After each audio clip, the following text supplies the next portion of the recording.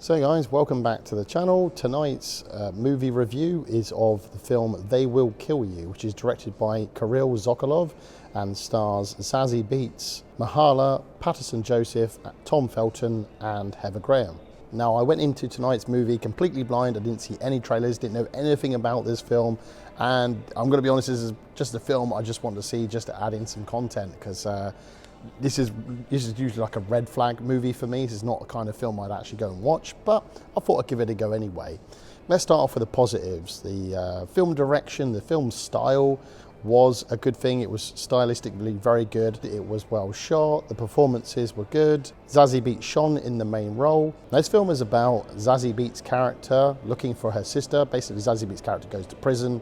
And then when she comes out, because she kind of abandoned her sister, now she's looking for her, and she's with the promise that she's going to take care of her for the rest of her life, except for things aren't as simple as they seem, because she takes this ad job for as a housekeeper, a housemaid, in a hotel, and the whole place is got like a demon vampire sort of cult to it. I last saw Zazie Beetz in that film Good Luck, Have Fun, Don't Die, which I highly praised. That was a very, very good film. In this one, she definitely shone. She is a good actor. I'd also seen her in those that small role she had in the Joker films as well.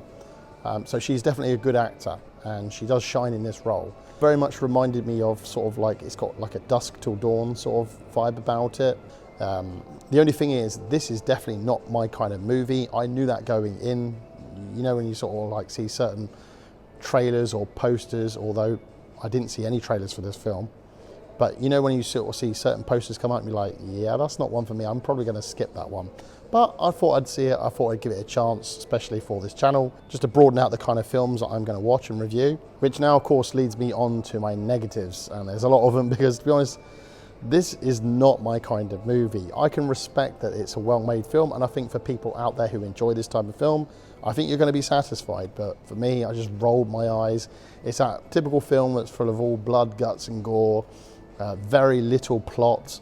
This film is only about an hour and a half. I got bored very early on. I think when you have a certain type of film played out in front of you, and you know this is the type of film you don't like, you tend to switch off quite early on in it.